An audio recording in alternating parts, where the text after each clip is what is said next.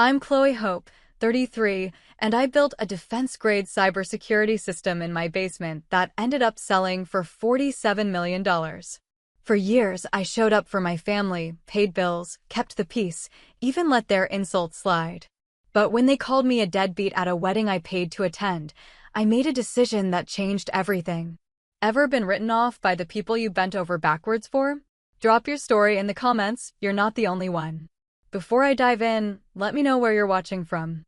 And if you've ever had to prove your worth in silence, hit that like button and subscribe for more real stories about boundaries, resilience, and quiet revenge. Because what happened next, you won't see coming. My name is Chloe Hope, and for most of my adult life, my family treated me like a punchline they couldn't wait to retire.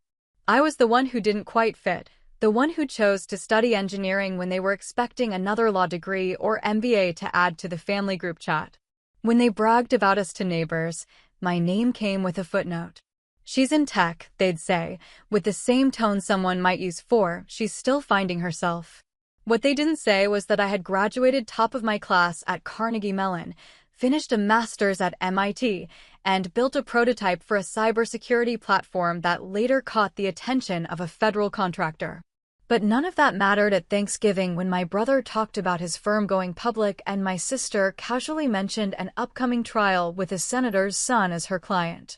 I was always the one on the folding chair at family gatherings, always the one bringing a bottle of wine instead of a story my parents could boast about. My brother Josh had a corner office in Manhattan by 26. My sister Claire, a litigation star before 30. Me? I was coding 12 hours a day in a basement I rented beneath someone else's home because it was cheap, dark, and quiet. The first few years after grad school were just that: isolation, prototypes, bug testing, and pitch decks. I called it my deep work era. My family called it Chloe's hermit phase. The truth is, I didn't mind the solitude. I liked the control. Building something from scratch, just me, a laptop, and lines of logic that, if stitched together right, could do something remarkable. The core idea came to me during a government-funded research seminar on predictive network security. Everyone else was focused on reactive models, find the intrusion, close the door. I wanted to build a system that could learn behavioral patterns and cut the intruder off before the first knock. Anticipatory shielding, we called it. By the time I left the lab, I knew I hadn't just found a thesis. I'd found the kind of idea that could change things. But to my family, all they saw was someone who had been out of college for 6 years and still didn't own a car. I still showed up to birthdays and holidays. Still answered the same exhausting questions about whether I had considered teaching or thought about joining a real company. When Claire made partner at her firm, my parents rented out a private room at a high-end restaurant. When I filed my first provisional patent, my mother asked if I could help her reset her Facebook password. I did. Then I paid the bill after my father realized he'd left his wallet at home. Again. At some point, I stopped expecting anything different. I told myself I didn't need their approval. But there was always a part of me that felt like I was carrying a secret, like if they knew what I was really building, if they understood how serious it had become, maybe they'd stop talking to me like I was 12 and start listening. But explaining what I did was exhausting. It always led to glazed expressions and awkward silences. Once, at a family dinner, my uncle asked me what my startup actually did. I gave him the simplest version: we're building cybersecurity infrastructure that proactively identifies and neutralizes zero-day threats using a behavior-based model. He blinked twice and said, "So, like antivirus?" I nodded. "Sure, like antivirus." After a while, I stopped trying. Most of my days were consumed with code. I didn't have time for self-pity or resentment. I barely had time to eat. I was funding everything with contract work, bug bounties, audit reports, and the occasional white hat assignment for small tech firms. I ate canned beans, reused coffee grounds, and watched my savings shrink month by month. But the system was learning. Every day, it got a little faster, a little smarter. By the second year, I had something that could map out network behavior and flag suspicious patterns before they even triggered alerts in traditional software. I called it Argus, named after the all-seeing giant from Greek mythology. I remember the night it caught its first live intrusion. I was running a simulation for a private firm's internal network. Nothing special, just an overnight stress test. At 3:12 a.m., the system flagged a sequence of packet transmissions that didn't match the established user behavior. I manually reviewed it, and sure enough, it was a probe. Quiet, sophisticated, and likely unnoticed by the company's existing software. I sent them a report. The next morning, the CTO called me directly. Said their head of IT was stunned. Wanted to know what I was using. I told him it was something I'd built myself. He asked for a demo. That was the first real signal I wasn't imagining the value here. I began pitching to people I trusted, former professors, connections from my internship days, anyone with a tie to national security or defense. Most listened politely and never called back. But a few asked the right questions. One of them, a retired intelligence officer turned consultant, told me plainly, "This isn't startup material. This is contract grade. If it scales, you're not looking at VC money. You're looking at federal acquisition." The problem was, if it scales, was a massive if. The architecture needed rebuilding. The learning model was inefficient. I had a stack of ideas, a functional prototype, and no team. No funding. No one who could help me take it beyond proof of concept. And my landlord had just warned me that the rent on my basement unit was going up. Again. I thought about quitting more than once. Thought about selling off the code and getting a stable job with someone else's company. Something with a badge and health insurance. But every time I looked at Argus's logs, every time I saw another anomaly flagged, I knew walking away would haunt me. So I stayed. In the basement. In the dark. My parents called every now and then, mostly to ask if I'd made any progress with that app thing. I stopped correcting them. I told them I was doing fine. They told me they were worried I'd wasted the best years of my life in front of a screen. I told them I had it under control. I didn't tell them that I'd eaten rice and lentils for 3 days straight, or that my internet got cut off once because I forgot to pay the bill. They wouldn't have understood. But something kept me going. Maybe it was spite. Maybe it was belief. Maybe it was the stubborn refusal to be remembered as the one who never quite figured it out. Whatever it was, I kept building. By the time I turned 29, I had a functional demo that ran on 3 servers in my closet, a revised architecture that could support national-scale implementation, and a 60-page white paper ready for pitch. I'd sent cold emails to every contact I could find at DARPA, NSA, and a half-dozen military contractors. One responded. He asked for a meeting. I wore the only blazer I owned and took the subway into DC. I didn't tell my family. Not because I wanted to surprise them, but because I knew deep down they'd just tell me not to get my hopes up. They would have called it another basement fantasy. But I knew better. Argus was about to change everything. They just didn't know it yet. By the time I landed the beta testing contract with a mid-tier defense contractor, I thought, naively, that things might finally shift with my family. It wasn't the CIA. It wasn't life-changing money. But it was a real contract with real national security implications and a confidentiality clause that, for once, made it easier not to share the details. Not that they would have asked. I told my mom in passing during a Sunday brunch at Claire's place. Just a quiet, casual mention that a company aligned with national defense had taken interest in my software and was rolling it out in a limited-use pilot. She nodded, barely looking up from her mimosa. "That's nice," she said. "Did you bring those quinoa bites again?" Claire turned to Josh and asked if he was still planning on moving into the loft in Tribeca. That was the end of the conversation. They didn't ask for details. Didn't ask what the contract entailed or what kind of software it was. They didn't ask about Argus or the years I'd put into it. It was as if I'd told them I'd found a new knitting hobby. Interesting, but irrelevant. I tried to let it go.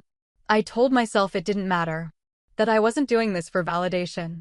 But something about their silence made it worse than outright criticism. The comments started small but precise, like paper cuts.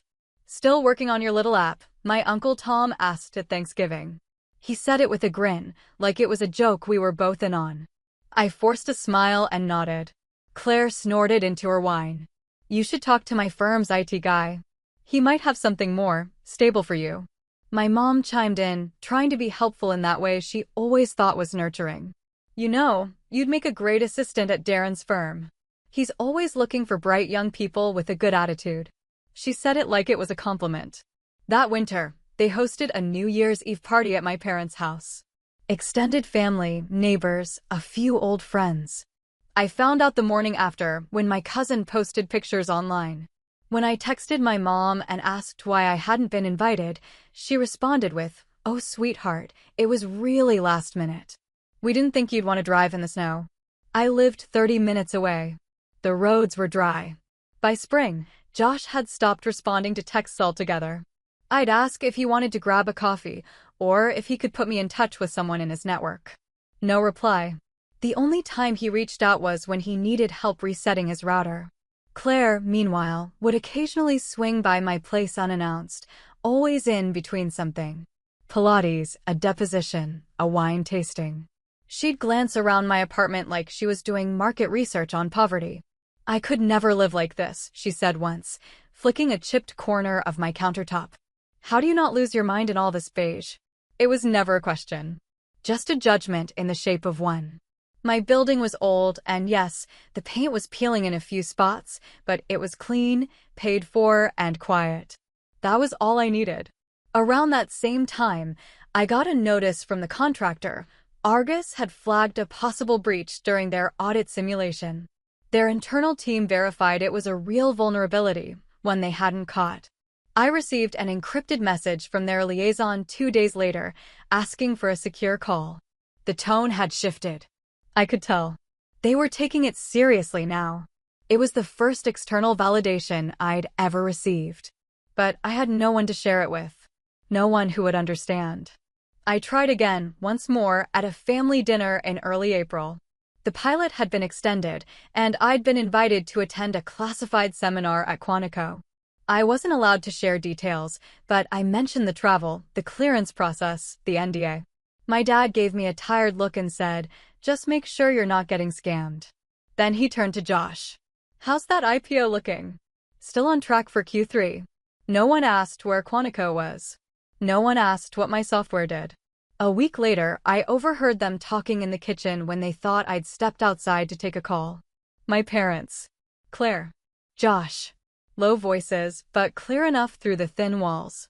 "She's wasting her prime years," my mother said. "It's sad, honestly." "She's brilliant," Claire added. "But so delusional. It's like she's addicted to struggling." "Who chooses this?" "I just hope she snaps out of it before it's too late," Josh muttered. "Too late for what? I don't know." I stood there in the hallway, holding my phone like an idiot, letting the silence settle around me. I didn't interrupt. Didn't storm in. Just let their words land, one by one. And I remember thinking, this wasn't new. This wasn't even surprising. It was just the first time they said it out loud. After that, I stopped offering updates. I still showed up when I was invited. I still brought gifts. I still helped Mom log back into her Gmail when she got locked out. But I stopped trying to explain what I was building. If they wanted to believe I was chasing some pointless dream in a basement, I let them. The truth wasn't going to matter until it couldn't be ignored. In May, I received a formal request for a second beta phase, this time with a larger network and increased sensitivity settings. A line item in the briefing noted that Argus had outperformed 2 industry-standard firewalls in threat detection. The company asked if I'd consider licensing the tech or if I was pursuing a government bid. I told them I was still deciding. I didn't tell my family. I knew what they'd say. Something like, "Don't put all your eggs in one basket," or "Just make sure you're not doing anything illegal." At my cousin Leah's wedding, they placed me at the table with the teenagers and the elderly. The in-between zone. Josh made a toast that name-dropped both his hedge fund and his Tesla. Claire wore a watch that probably cost more than my entire dev stack. When someone asked what I did, Josh answered before I could. "She's between things right now. Some kind of tech startup." He smiled like it was a joke. Later that night, Claire cornered me by the bar. She looked genuinely concerned, in the way that only someone completely detached from your reality can manage. "Chloe," she said, swirling her drink. "Don't waste your prime years on this. You're smart. You're pretty. You could do anything." I didn't reply, just nodded and excused myself. Back at home, I opened my laptop, pulled up the most recent logs. Argus had intercepted 2 attempts at internal phishing within the last hour. Real threats. Real value. I watched the data cascade down the screen. Clean, predictable, and responsive. Everything my family wasn't. They thought I was floundering. But Argus was watching. And I was getting ready. It happened at Leah's wedding. By then, I knew better than to expect much from family events, but I still tried. I flew in early, booked my own hotel instead of staying at the block Claire had reserved for the rest of the family, and bought a navy blue designer dress on clearance that I absolutely couldn't afford. Not because I wanted to impress anyone, but because I didn't want to give them more ammunition. The ceremony was held at some sprawling estate upstate, all manicured hedges and tented reception areas lined with glass chandeliers. Claire was a bridesmaid. Josh was on some kind of planning committee. I wasn't in the wedding, but I got an invitation late, with my name misspelled, but an invitation all the same. When I arrived, the hostess couldn't find my place card. I stood by the check-in table in heels that already hurt while the intern staffing the guest list made 3 calls. Eventually, they scribbled my name on a blank card and said, "We'll seat you with extended family." You're not in the group photo, right? I wasn't. That had been taken the day before, apparently. No one told me. I found my table, just far enough from the main floor to feel peripheral, and sat down between Aunt Cindy and a man I didn't recognize who spent most of dinner scrolling through his phone. The wine helped, but not much. Josh spotted me halfway through the cocktail hour. He was in a tailored gray suit, drink in hand, his hair freshly cut the way he always had it before a major presentation. He walked over with 2 men from his firm, both younger and louder than he was. "This is my sister," he said. "She's between things right now. Some software stuff." They smiled politely. One nodded like he understood, though I could tell he didn't. Josh didn't make eye contact with me as he said it, just turned back to them and started talking about quarterly forecasts. I laughed under my breath. Not because it was funny, but because it was so predictably on brand. Later, at dinner, the microphone passed to my mom. She stood beside Leah's father, her wine glass raised. "We're just so proud," she said. "Of Leah, of course, and of all our children who've made such incredible progress these past few years." She glanced toward Josh, then Claire. "We've got a lawyer, a hedge fund manager, and, well, plenty of talent in this family." That was it. I wasn't mentioned by name.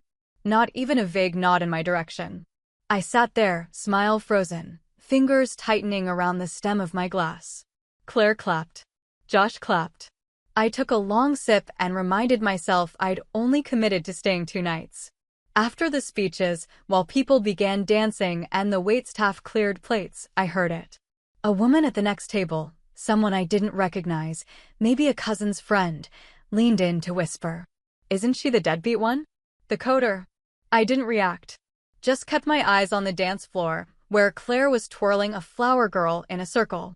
I told myself it didn't matter. That she didn't know me.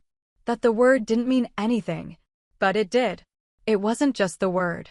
It was the casual way she said it, like it was common knowledge. Like it had been said before. I stayed until the end. Hugged Leah. Thanked her parents.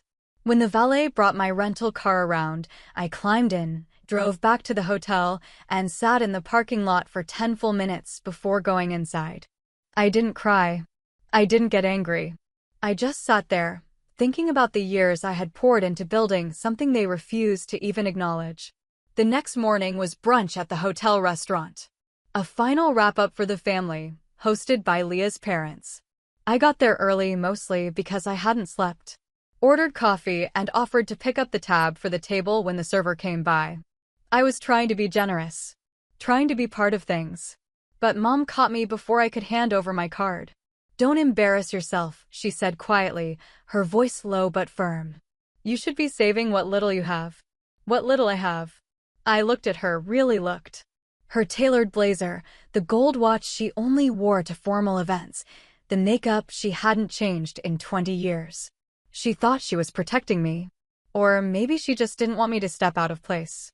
I nodded. Said nothing. Sat through brunch and let someone else pay. But something in me cracked. It wasn't just that they didn't believe in what I was doing. It was that they didn't care to ask. Didn't even think it was worth a conversation. My brother could gamble someone else's money in the market and be called brilliant.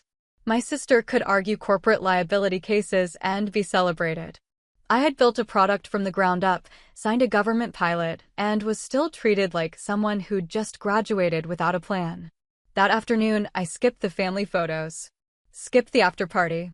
Went back to my hotel room, opened my laptop, and responded to the liaison from the contractor.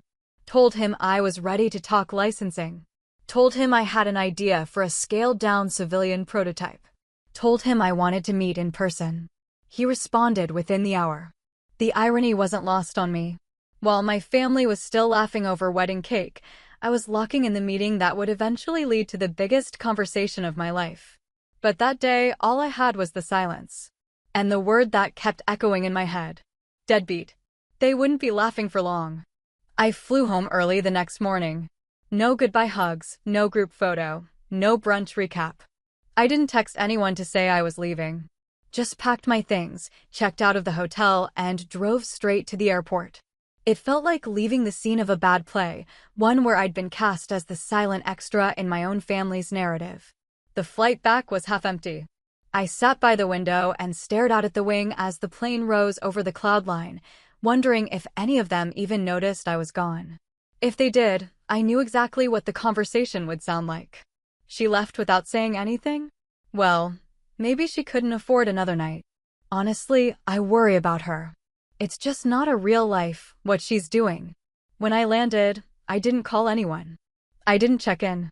I took a cab home, climbed the stairs to my apartment, and stood in the middle of my living room without taking my shoes off. I looked around at the whiteboard leaning against the far wall, still covered in scribbled pseudocode and network logic. Next to it, a printout of the feedback report from the contractor's second beta test. Redacted, heavily annotated, but buried in all the jargon was one clean sentence.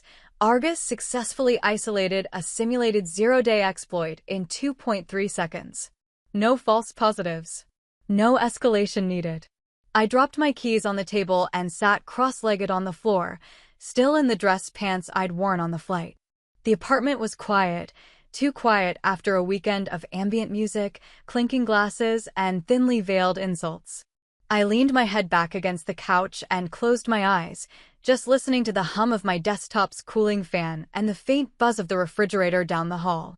Then I picked up my phone and called Marcus. He answered on the second ring. "Back already?" "Yeah," I said, trying to keep my voice steady. Couldn't take another round of pity compliments. "Let me guess," he said. "They're still trying to figure out how you ended up like this." I didn't respond. I didn't need to. Marcus had known me since college.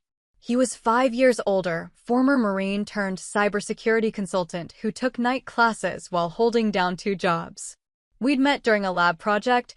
He was the only one who actually read the protocol in advance. When I told him what I was working on, he didn't blink. He asked about architecture, about latency, about failover logic. He didn't care that I worked out of a basement or that I had no formal company structure. He cared that it worked. "You don't need their approval," he said that night, like he could hear the weight I was still carrying. "You've got the government's attention." "That's louder." I laughed, but it came out thin. "Not sure my mom would agree." "She doesn't have clearance," he said. "She doesn't get a vote." I hung up a little lighter. That night, I cleaned the kitchen for the first time in weeks. Wiped down the counters, threw out the expired almond milk, rearranged my tangled mess of Post-it notes. I didn't realize how much I'd let things slide. When your only source of validation is internal, it's easy to live like the outside world doesn't exist. But things were starting to change. I pulled out my notebook and reviewed my task list.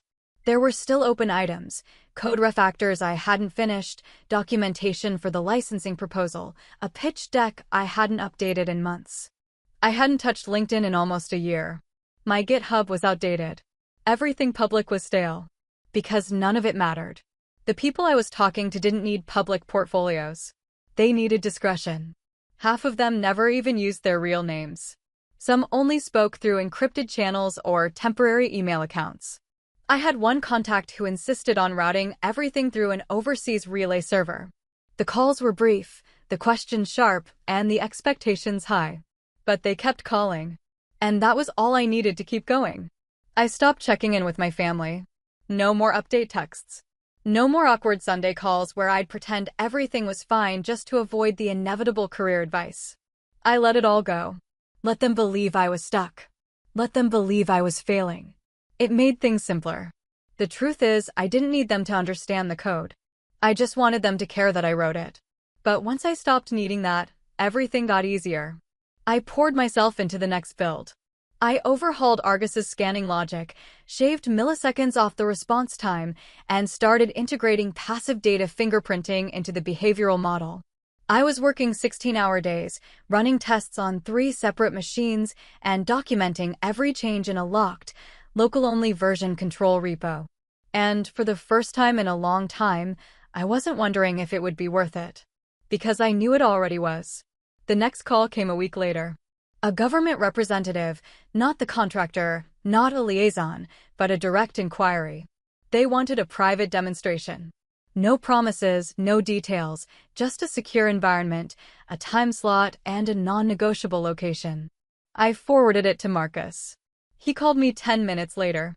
"This is it," he said. "This is where the game changes." He didn't say congratulations. He didn't say I told you so. He just said, "Be ready." So I was. I booked a flight, made a backup of everything encrypted on a physical drive, and printed 2 copies of the proposal, one clean, one annotated with specs and back-end logic trees.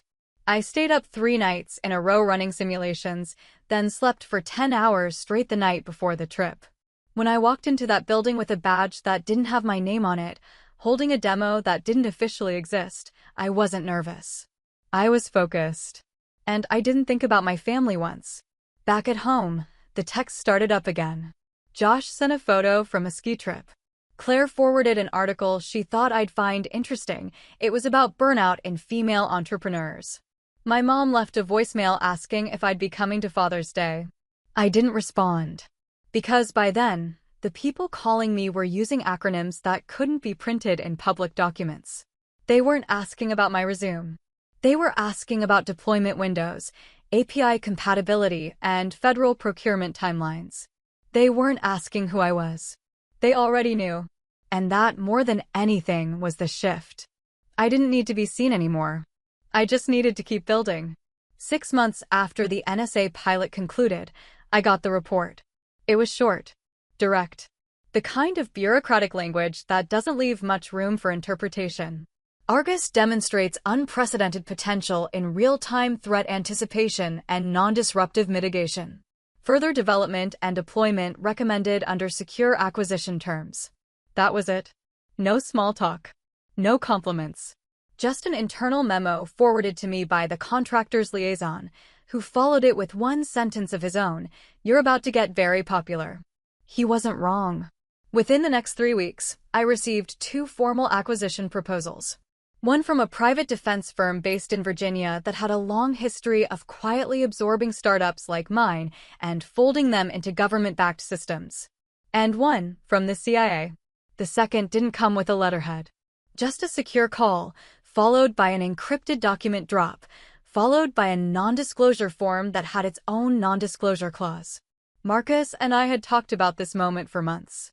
We'd run through scenarios, legal structures, fallback plans, even contingencies for what to do if I decided not to sell. But when the actual numbers landed in front of me, it didn't feel like a movie moment. It felt like paperwork. My lawyer handled the negotiations. She was sharp, ruthless, and completely unimpressed by the agencies involved. That helped. It grounded everything. She walked me through every clause, every override, every long-tail equity stipulation. And the number they landed on wasn't just life-changing. It was deliberate. Strategic. $47 million. Clean. Quiet. Final. The morning the wire transfer cleared, I logged into my bank account and stared at the screen like it had glitched. I refreshed the page twice. Still there. 47 million. No decimal points missing. No extra verification codes. I didn't cry. I didn't scream. I didn't pop champagne. I sat at my kitchen table, barefoot, with a chipped mug of instant coffee and a half-charged laptop, and just stared. It didn't feel like victory. It felt like exhale.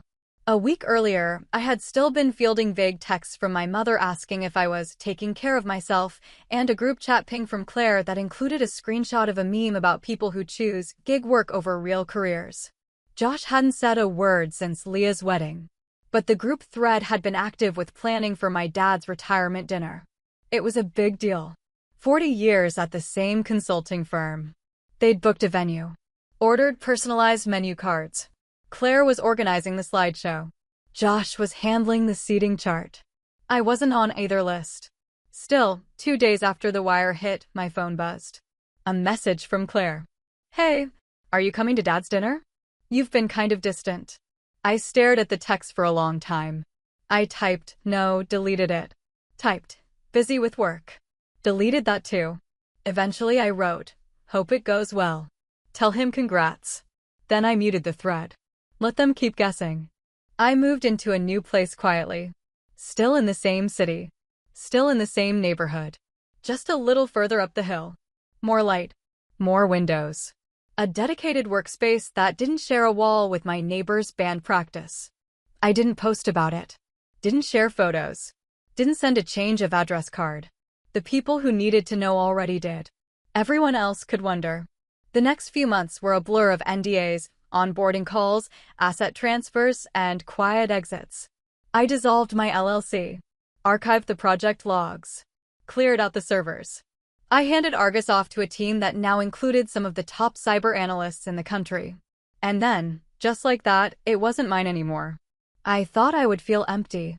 But I didn't. I felt untethered. Free in a way I hadn't even realized I wasn't. I didn't buy a car. Didn't change my wardrobe. I still wore hoodies most days, still shopped at the same grocery store. But I hired an accountant. I hired a financial advisor. And for the first time in my life, I slept without worrying about rent. That summer, while my family was posting photos from Dad's retirement gala, I flew to Oslo for a private symposium on ethical AI in defense systems. I sat on a panel next to someone who once headed up cryptographic design at a federal lab. He leaned over after my presentation and said, "I've read your work. Your design is one of the cleanest I've seen in 10 years. I said thank you. Quietly. The way I taught myself to say it when I wanted to avoid drawing too much attention. He smiled. You should say that louder. I didn't respond. When I got back, I had a voicemail from my mom. Just her voice, a little softer than usual. Hope you're doing okay. Your brother says you've been hard to reach. Let us know if you need anything. I didn't need anything. But I did replay the message. Once. Not because I missed her. But because it sounded like she was starting to realize I wasn't failing. And I wasn't going to be the one to spell it out. Let them talk. Let them wonder. While they speculated, I was building something they'd never be able to measure. And this time, I wasn't going to shrink myself so they'd feel more comfortable around it. It started with a headline buried halfway down a tech blog that mostly covered defense contracting rumors and mid-level M&A deals. Undisclosed sale of predictive cybersecurity software to federal intelligence agencies confirmed, sources say. There was no company name. No founder mention. Just a short paragraph about a multi-million-dollar acquisition that had allegedly involved a technology built by a single founder, closed-cap prototype, with exceptional zero-day response capability. The article didn't say Argus.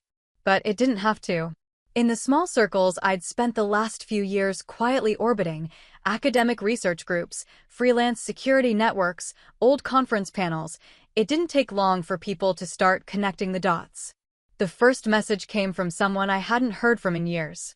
A guy I worked with briefly on a DARPA grant back in grad school. Hey, it said. You finally went dark mode, huh? Then another. From a former classmate, was that you in the article? Then one more, from someone I barely remembered but had apparently followed my work longer than I knew, respect. You kept your head down and did it the right way. I responded to none of them. Not because I didn't appreciate it, but because I didn't know how to explain the shape of what I'd just lived through. The years of being dismissed. The weight of silence. The loss that came not from failure, but from finally succeeding, and knowing it wasn't going to fix anything with the people who should have believed in me first. But then the text shifted. My brother was the first family member to reach out. A message, no preamble. Hey, heard something big happened. Can we catch up? No acknowledgement of the last 2 years of silence. No mention of the wedding or the brunch or the deadbeat comment he never realized I'd heard. Just a vague hand extended, now that the tide had changed. I didn't reply. 2 days later, a voicemail from Mom. Hi, sweetie. Just checking in. We've missed you. You know your father always brags about you. He tells everyone you're the tech genius of the family. Hope everything's going well. I played it twice. Not because I needed to hear it again, but because I needed to be absolutely sure I hadn't imagined the tone shift. This was the same woman who once told me not to embarrass myself by offering to pick up brunch. The same woman who offered me her old sheets when I moved into my first apartment because, as she put it, you don't need anything fancy. Now they missed me. Now Dad always bragged. Right. The same dad who once told me, during a family dinner I hadn't even wanted to attend, that I should think about settling down and that I'd missed my window if I wasn't careful. Just marry someone smart with a job in finance, he said, half joking.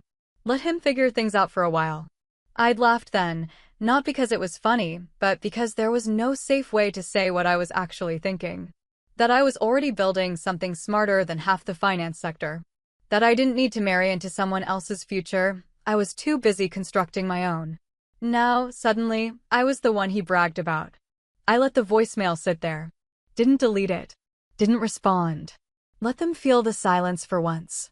Let them sit in the same uncertainty I'd lived in for years, wondering if the problem was theirs to solve, or if they'd already missed their chance. Claire waited another week. Then she sent a message that was surprisingly short. Just, heard something. If it's true, congrats. Seriously. That was the first time in years she'd said anything without a trace of sarcasm or superiority. I stared at the message for a while. It wasn't enough to erase everything, but I could feel the shift. They weren't just guessing anymore. They knew. Or at least they were pretty sure. And they were trying to figure out what came next. What came next was something they weren't invited to. The CIA acquisition, even with its redactions and restrictions, came with a quiet wave of credibility. Not the kind you post on LinkedIn.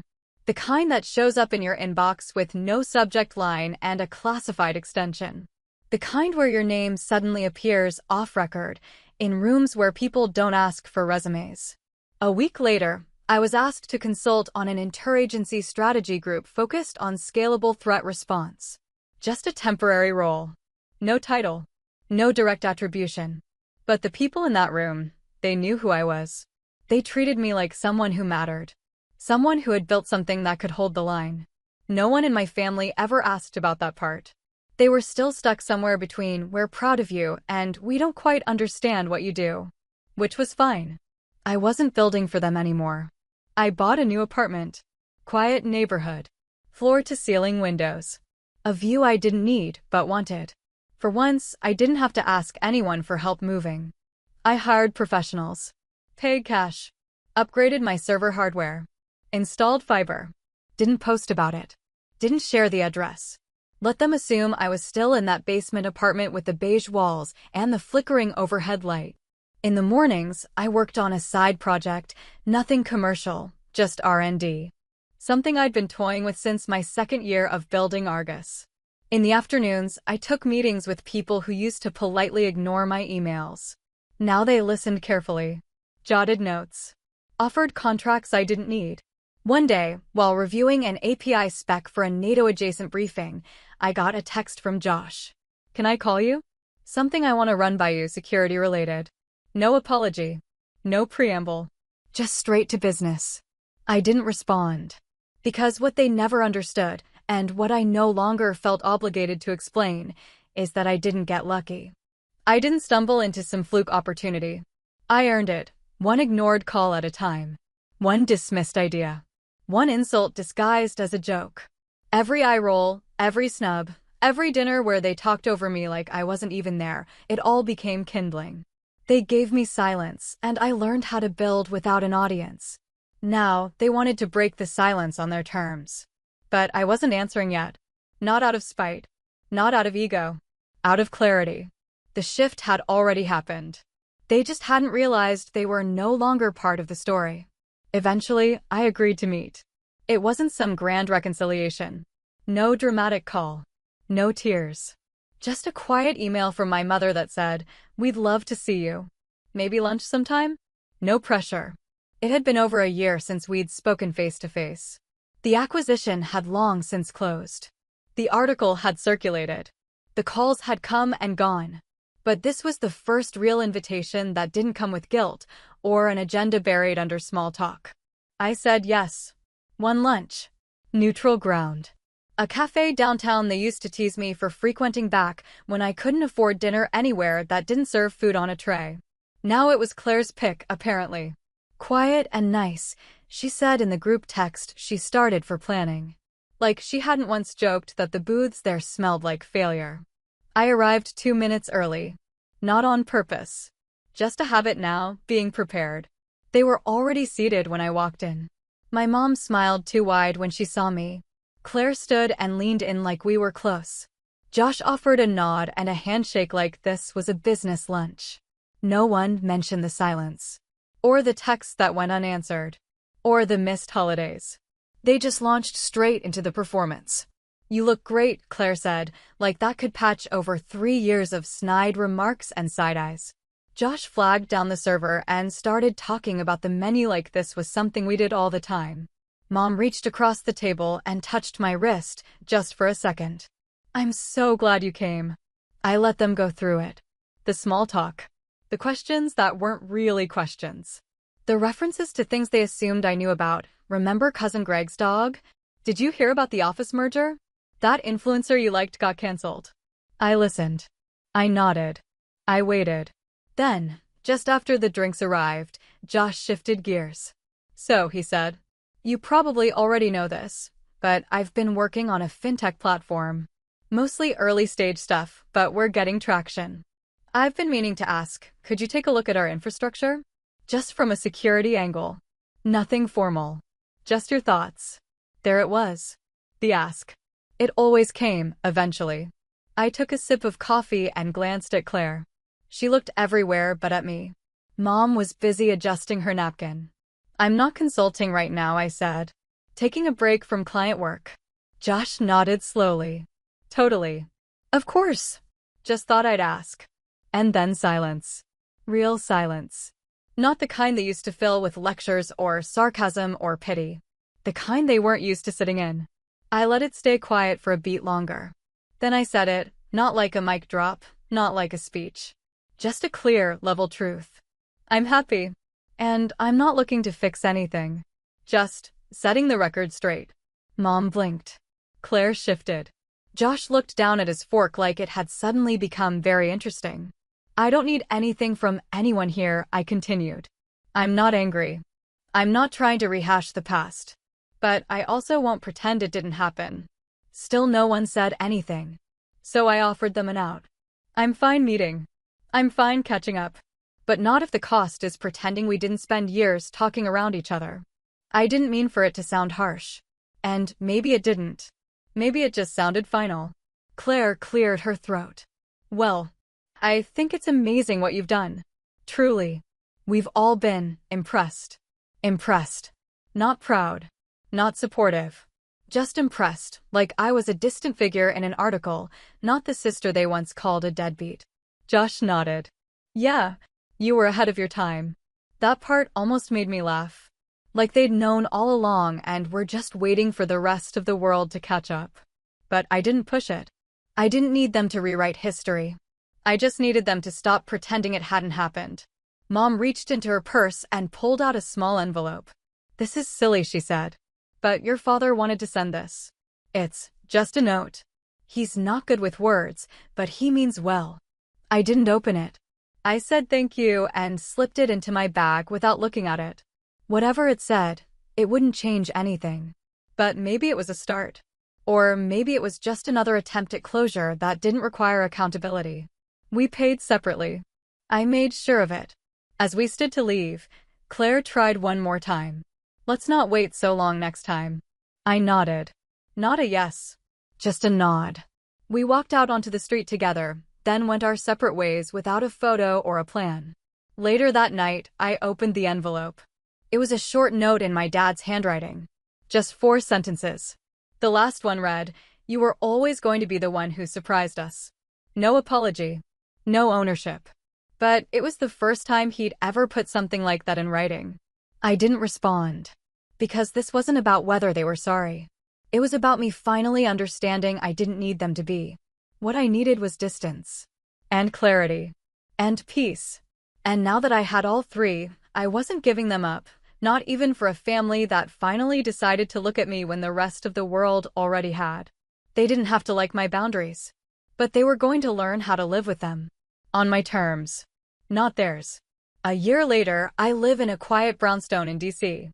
The kind of place with creaky floors and thick windows and just enough space to feel like I can breathe. I found it through a friend, an old NSA contact who knew a realtor who specialized in privacy-first properties. Not listed online. No open house. Just a front porch, a working fireplace, and neighbors who mind their own business. I consult when I feel like it. Not often. Just enough to keep my edge sharp. Most of my time now goes into mentoring women in cybersecurity, girls just entering computer science, veterans transitioning into tech roles. The kind of people no one notices until they do something big. I know what that feels like. I know how much time you lose trying to prove your worth to people who can't see it unless it's backed by a logo or a check.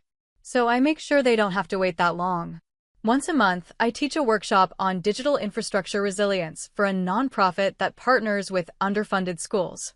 No cameras. No press. Just a whiteboard and a room full of people who actually want to learn.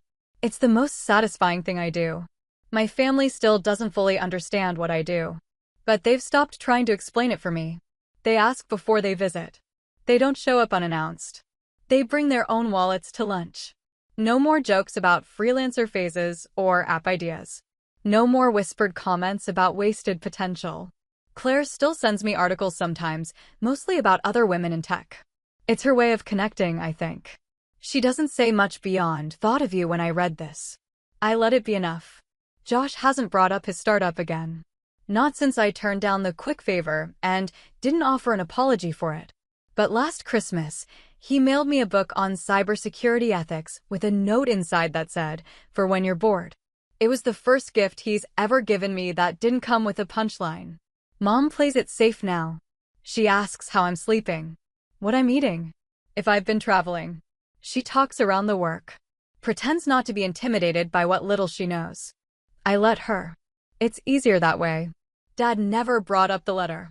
Never mentioned whether he knew I'd read it or just assumed it got tossed. But when I saw him at Thanksgiving, he introduced me to a friend from his old firm and said, "This is my daughter. She's a specialist in federal systems security." That was it. No awkward qualifiers. No vague jokes. No dismissive tone. Just the title. Spoken plainly. Like it belonged to me. Because it does. These days, I take my coffee on the back patio. No phone. No news. Just 15 minutes to myself before I open the laptop and decide whether or not I want to work. It still feels strange sometimes. Having nothing to prove. No one breathing down my neck. No clock to punch.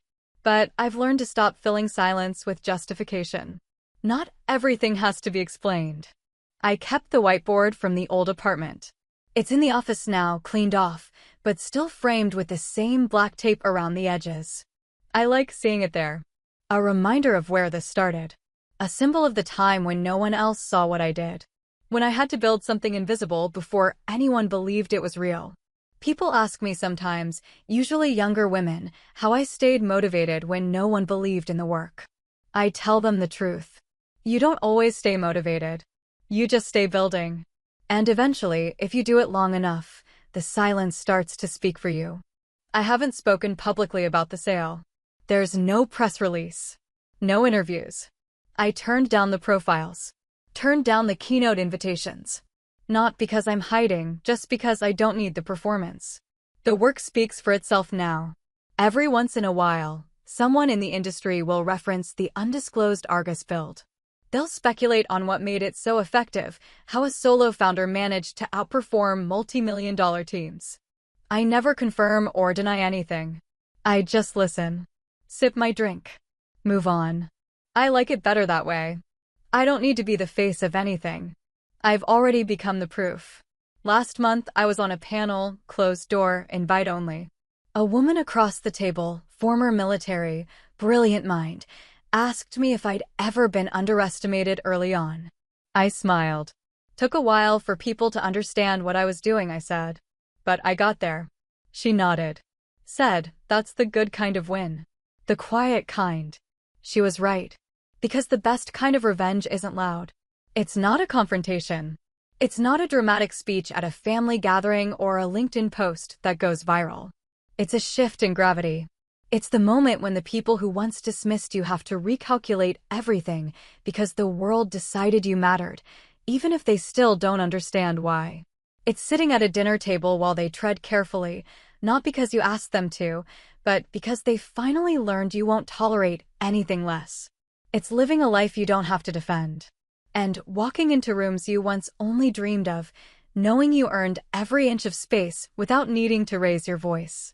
They used to call me the deadbeat. Now they call before they call. And when someone from the old days slips up, makes a joke, repeats the story, drops the word, I just smile. Because I know better. And because my bank account, my peace, and my silence say everything I need to. 47 million reasons to never explain myself again. Thanks for watching. Have you ever been underestimated by your own family? Or had someone suddenly come around only after you proved them wrong? Let me know in the comments. I read everyone. And if you're building something no one believes in yet, keep going. Hit like, subscribe, and share this with someone who needs a reminder. You don't owe anyone an explanation for your success.